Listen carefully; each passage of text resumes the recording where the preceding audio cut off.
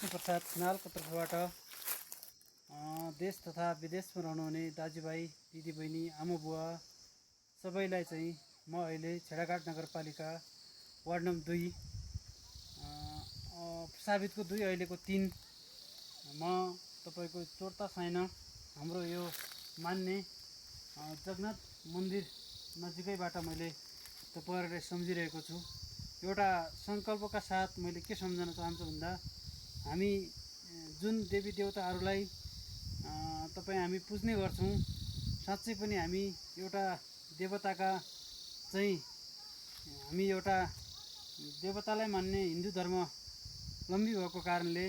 हामीले आफ्नो मान्ने कुलान्ने जगन्नाथलाई को मन्दिरलाई एकछिन अवलोकन गरौँ र यो ठाउँमा चाहिँ कस्तो छ त भनेर चाहिँ हामी यहाँसम्म पुगेका थियौँ। त्यसैले यो ठाउँबाटै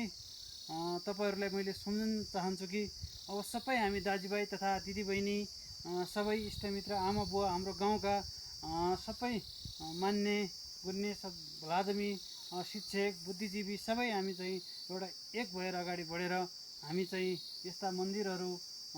देखि लिएर विभिन्न किसिमका तपाईको हाम्रो धर्मलाई जगेर्ना गरौँ र सबै हामी दाजुभाइ तथा दिदीबहिनीहरू मिलौँ। अहिले एउटा यो मन्दिर पहिलाको अवस्थाभन्दा अहिले नयाँ बनिरहेको छ, तर अहिले अब अझै पनि यसको भूभाग अलि अगाडि यतातिर तपाईको बनाउने मनाइको दिनमा तपाईको बनाउनको लागि एउटा चाहिँ उता छुट्टै व्यवस्थापन र यता बस्ने र तपाईको भोज कार्यक्रम गर्ने एउटा व्यवस्थापन गर्नको लागि पनि एउटा चाहिँ यो जग्गा छ। यसैमा हामीले आगामी दिनमा चाहिँ सबैले प्रयत्न गरौँ, यसलाई चाहिँ अब हामीले आफ्नो कार्यक्रमहरू पाडौँ, वडा नगर सबैसँग अनुरोध गरौँ र यो कुरा पनि अब चाहिँ हामीले परिकल्पना गरौँ भन्दै अब हाम्रो हामी सबैलाई हाम्रो जगन्नाथ मन्दिरले हामी जस्तो भए पनि देवतालाई सम्झौँ, आएको टाइममा चाहिँ भेटघाट गरौँ हैन, एउटा देख्यौँ हामी पनि एउटा यो ठाउँमा चाहिँ हामीले केही गर्नुपर्छ भन्ने कुरा हेतुका साथ हामीले केही गरौँ र अब भनेको टाइममा कुनै बेला टाढाको दूरी भयो भने पुग्न नसकिएला तर पनि जहाँ छौँ हामी त्यहीँबाट हामी सम्झौँ र हामी एकताबद्ध भएर अगाडि बढौँ र हामीले जसरी भए पनि यो ठाउँलाई विकास गर्नको लागि हामी एकजुट भएर अगाडि बढौँ र बल्ल चाहिँ हामी विकास गरौँ र हामी